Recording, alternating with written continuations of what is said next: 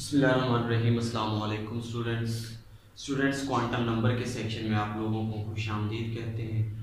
Student, पिछली video में हमने प्रिंसिपल क्वांटम नंबर और एज़ीमुथल क्वांटम नंबर के बारे में बड़े तफसील से पढ़ा था।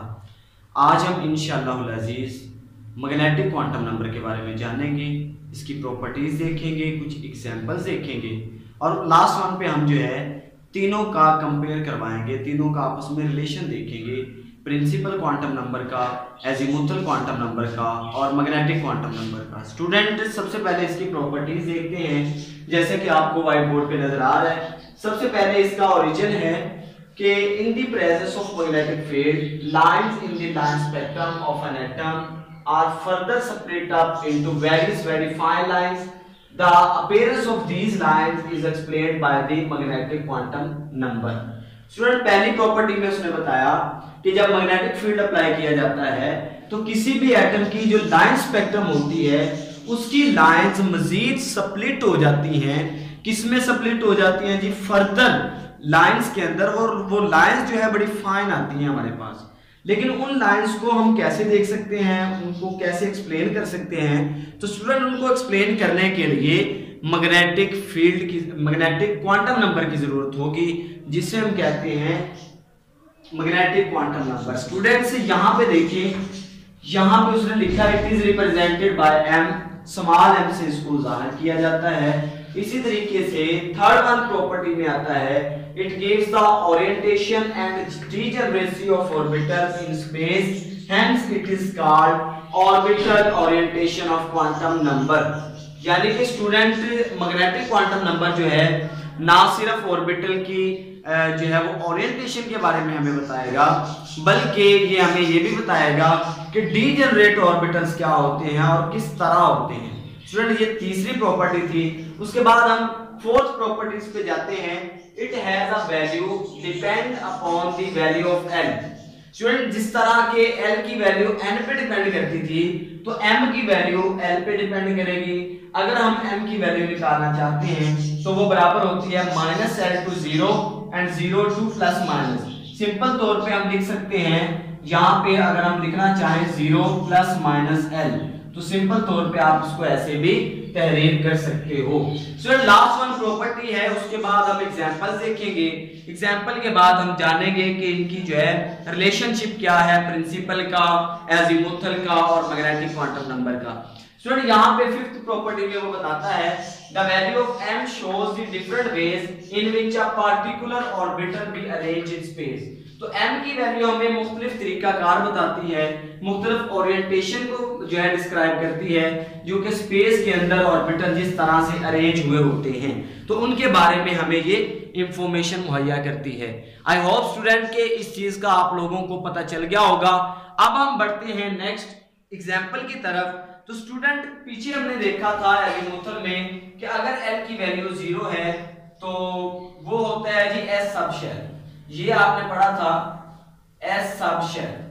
l की वैल्यू अगर 0 है तो s सब शेल होता है, l की वैल्यू अगर 1 है तो p सब शेल होता है। स्टूडेंट, इसी तरीके से जब l की वैल्यू जो है 2 होती है तो ये आ जाता है जी d सब शेल। और इसी तरीके से स्टूडेंट आपके पास लास्ट वन में जब l की वैल्यू 3 आती है तो ये आ जाता है जी f सब शेल। स्टूडेंट, ये तो हमें पिछले हमने टॉपिक में पढ़ा कि ये इस तरह से शेल्स होते हैं, सब शेल्स। लेकिन स्टूडेंट्स, अगर l की वैल्यू 0 है तो इसका मतलब क्या है, m की वैल्यू क्या होगी? तो स्टूडेंट, m की वैल्यू भी यहाँ पे 0 होगी। यहाँ पे हम लिख सकते हैं m is also is equal to 0। Student, 0 must आना है इसमें। l की वैल्यू 1 है तो m की वैल्यू स्टूडेंट आपके पास होगी -1, 0 और 1। इसी तरीके से अगर l की वैल्यू 2 है तो हम 2 से स्टार्ट करेंगे, -2, फिर आएगा -1, 0, 1 एंड 2। इसी तरीके से स्टूडेंट, जब l की वैल्यू 3 होगी तो f सब शेल बनेगा, तो m की वैल्यू बन जाएगी आपके पास -3, -2, -1, 0, 1, 2, 3। तो स्टूडेंट, इस तरीके से आप m की वैल्यूज को लिख सकते हैं।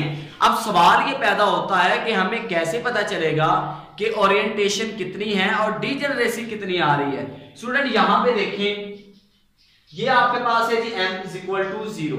इसका मतलब ये हुआ जो एस सब शेल है उसकी सिर्फ एक ही ओरिएंटेशन होती है और वो ये है। ठीक है, मैं यहाँ पे डायग्राम बना रहा हूं, तो ये फॉर एस सब शेल है। ठीक है जी, एस सब शेल के लिए ये ज्योमेट्री होगी, सिर्फ एक ही ओरिएंटेशन होती है और वो इस तरीके से होती है। स्टूडेंट अगर मैं बात करूं P की, तो P में आप लोग देखिए 3 वैल्यूज आई हैं। इसका मतलब ये हुआ कि इसकी ओरिएंटेशन 3 होगी। ओरिएंटेशन 3 कैसे होगी स्टूडेंट, इसको मजीद डिवाइड किया जाता है x, y और z प्लेन में। स्टूडेंट अब हम लिखते हैं x, y और z प्लेन, जहां पे मैं डिस्क्राइब करता हूं, ये x प्लेन मान ले, ये y प्लेन मान ले और ये मान लीजिए आपके पास z प्लेन है। स्टूडेंट जस्ट फॉर एग्जांपल कि ये आपके पास z प्लेन है, z प्लेन शायद आपको नजर ना आ रहा हो तो मैं यहाँ पे लिख देता हूँ, ये z प्लेन है जी। ठीक है जी, अब ओरिएंटेशन में हमने किस तरीके से इनको अरेंज करना है। स्टूडेंट देखें, अगर तो आपके पास px है तो सिंपली तौर पे जो है लोग किस तरह से बनाएंगे आप, तो ये आ जाएगा आपके पास px। ठीक है, x एक्सिस वाला हो गया। अब y एक्सिस वाला बनाना है तो बिल्कुल ऐसे आप लोग इस पे बना दें, तो ये हो गया जी py। अगर z वाला बनाना है तो स्टूडेंट बिल्कुल इस तरीके से आप लोग बना सकते हो और ये हो गया जी pz। बाकी आप वैसे ड्रा कर सकते हो, यानी कि ये x था, ये y था। ठीक है, ये x है, ये y है और ये z होगा। इसी तरीके से ये x, ये y और उस तरीके से ये z हो जाता है। स्टूडेंट ये इस तरीके से इनकी डायग्राम्स जो है हम बना सकते हैं। ये आ गया जी आपका px, py एंड pz, यानी कि हमें पता चला कि p सब शेल में m की तादाद जो है, यानी कि जो हमारे पास सब शेल्स की ओरिएंटेशन की तादाद है वो 3 है, तो हम 3 तरीके से इसको जो है डिस्क्राइब कर सकते हैं। तो स्टूडेंट इसी तरीके से आपने डी के सब शेल को देख लेना है, एफ के सब शेल को देख लेना है। तो एफएससी लेवल पर चूंकि डी और एफ को इतना डिस्क्राइब नहीं किया गया तो हम इसकी एग्जांपल सिर्फ इतने लेंगे। उसके बाद हम बढ़ते हैं जी आगे फार्मूला की तरफ और फिर इसकी ओरिएंटेशन मजीद देखते हैं। स्टूडेंट बढ़ते हैं जी इसके फार्मूला की तरफ, मेरे साथ रहिएगा। स्टूडेंट्स तो जैसा कि आपने अभी देखा कि किस तरीके से हमने जो है वो इनकी प्रॉपर्टीज को डिस्कस किया, किस तरीके से हमने इसकी ओरिएंटेशन, लेकिन स्टूडेंट हमें कैसे पता चलेगा कि इसकी ओरिएंटेशन कितनी बनेगी और कितने ऑर्बिटल्स जो है वो डीजेनरेट लेवल पे आएंगे। तो सबसे पहले इसके फार्मूला को लिखते हैं। स्टूडेंट एल को अगर आप रखते हो 0, तो जैसा कि हमने देखा तो उसकी 1 ओरिएंटेशन आ रही थी, तो फार्मूला है m is equal to 2l plus 1। Student ये फार्मूला यूज करते हुए आपने इनकी ओरिएंटेशन और इसी तरीके से आपने इनका जो है वो बता देना है कि इसकी डीजेनरेसी क्या होगी। तो स्टूडेंट अगर हम l इज इक्वल टू 0 लेते हैं, l इज इक्वल टू 1 लेते हैं, l इज इक्वल टू 2 लेते हैं, इसी तरीके से l इज इक्वल टू 3 ले लेते हैं, यही हमने पहले डिस्क्राइब किए। तो m की वैल्यू स्टूडेंट क्या होगी, यहाँ पे पुट करते जाएं 2 into 0 plus 1। स्टूडेंट यहाँ पे देखें 2 0 0 हो गया, तो 0 plus 1 इज इक्वल टू आपके पास आ गया जी 1। इसी तरीके से यहाँ पे लिखिए 2 into 1 plus 2, यहाँ पे आप लोग लिख सकते हो 2 plus ये आ जाएगा, यहाँ पे 1 आएगा जी, 2 plus 1 is equal to 3। Student इसी तरीके से 2 into 2 आ जाएगा प्लस 1 ब्रैकेट बंद कर दें, इसी तरीके से 2 2 4 प्लस 1।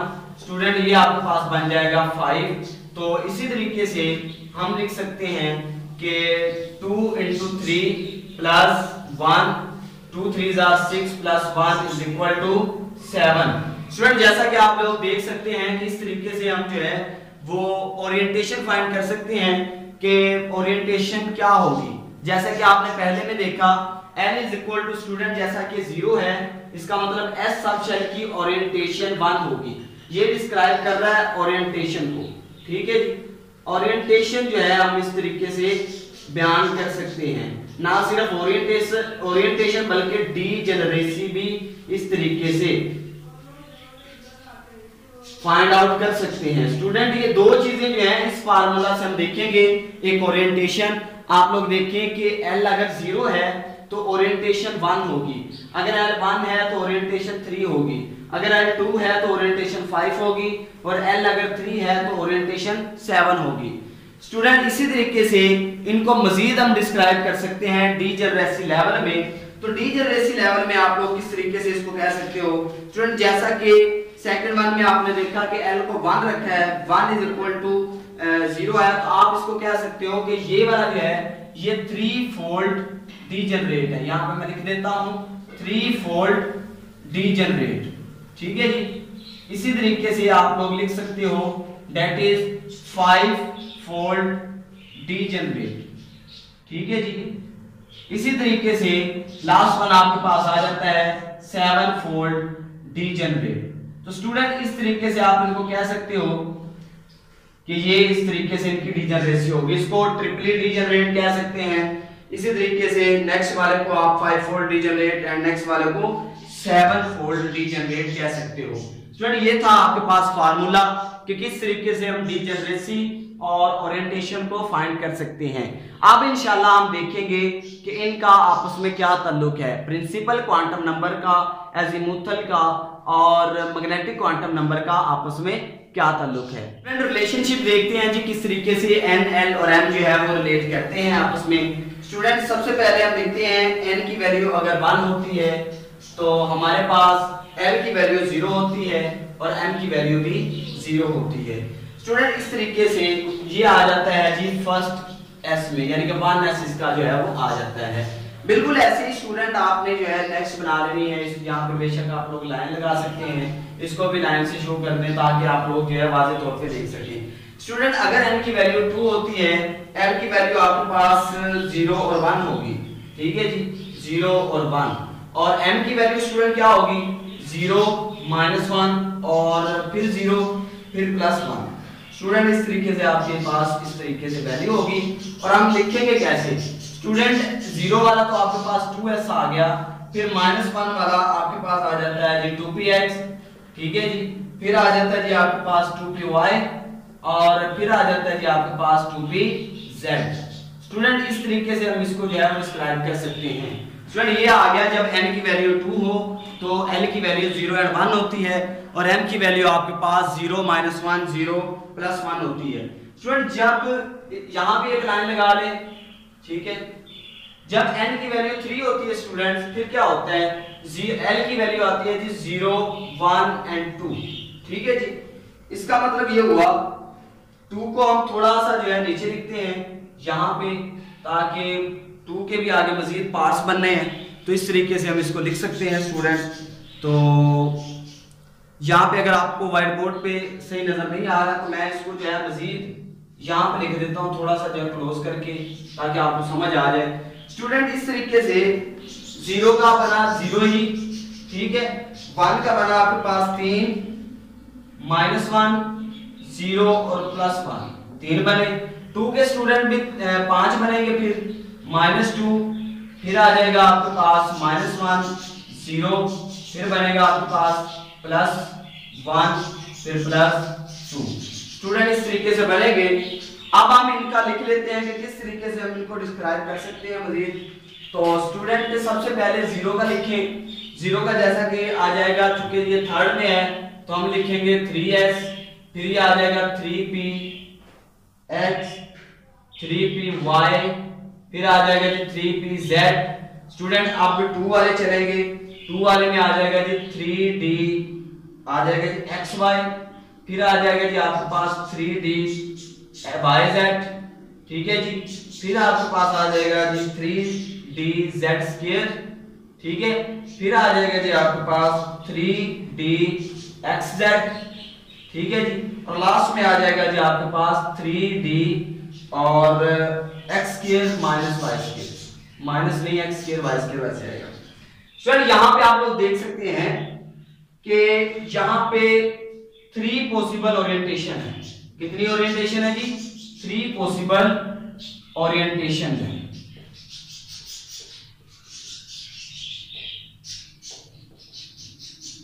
यहां भी आपके पास 3 पॉसिबल ओरिएंटेशन है, यहां से लेके यहां तक, ठीक है जी, x के लिए 3 पॉसिबल ओरिएंटेशन है। लेकिन ये आपके पास है जी 5 पॉसिबल ओरिएंटेशन। इस तरीके से स्टूडेंट आप इसको लिख सकते हो। ये था आपके पास कि n, l और m किस तरह से इंटरलेट करते हैं।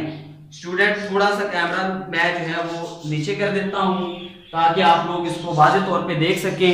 मैं एक दफ़ा फिर बता दूंगा आपको कि किस तरीके से ये इंटरलेट करते हैं। स्टूडेंट यहाँ पे आप लोग देखें, अब आई थिंक आपको वाज़ेह नजर आ रहा होगा, हम रिलेशनशिप की बात कर रहे हैं कि जब n की वैल्यू जो है स्टूडेंट 1 होगी तो n की वैल्यू 0 होगी और m की भी 0 होगी और वो फर्स्ट s है 1s।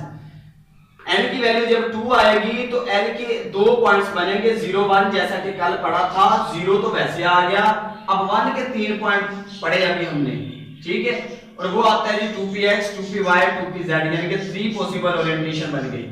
3 होंगे, n की वैल्यू 3 होगी तो इसका 0 1 और 2 बनेगा। 0 में 0 आ जाता है, 1 में -1 0 1 आ जाता है, 2 में अब 5 बनेगी -2 -1 0 +1 +2। तो इस तरह से 5 पॉसिबल ओरिएंटेशन बनती है जी डी सब शेल के लिए। स्टूडेंट ये था आपके पास। इसी तरीके से अगर n की वैल्यू 4 होती तो 0 आना था, 1 आना था, फिर 2 आना था, 3 आना था एंड सो ऑन 4 आना था। तो इस तरीके से ये बढ़ते जाने थे और हम डी के बाद अगला सब शेल, चूंकि अभी तक हमने एफ पढ़ा है तो एफ वाले को हम उस तरीके से 7 में लिख सकते थे। स्टूडेंट आपके सिलेबस में चूंकि इतना ही है तो इतना ज्यादा ब्रीफ करने की जरूरत नहीं है। अगर आप लोगों को ये ब्रीफ चाहिए, एफ का भी चाहिए, तो एफ का भी फिर इंशाल्लाह बना देंगे। ये था जी आज मैग्नेटिक क्वांटम नंबर के बारे में इंट्रोडक्शन। उसकी हमने प्रॉपर्टीज पढ़ी हैं, उसकी एग्जांपल्स देखी हैं और रिलेशन देखा है हमने principal quantum number, azimuthal quantum number और मैग्नेटिक क्वांटम नंबर का। स्टूडेंट इंशाल्लाह अगली वीडियो में मैं आपको बताऊंगा कि स्पिन क्वांटम नंबर क्या होता है और उसकी प्रॉपर्टीज क्या है और इनका आपस में रिलेशन क्या है। इजाजत दीजिए, अल्लाह हाफिज।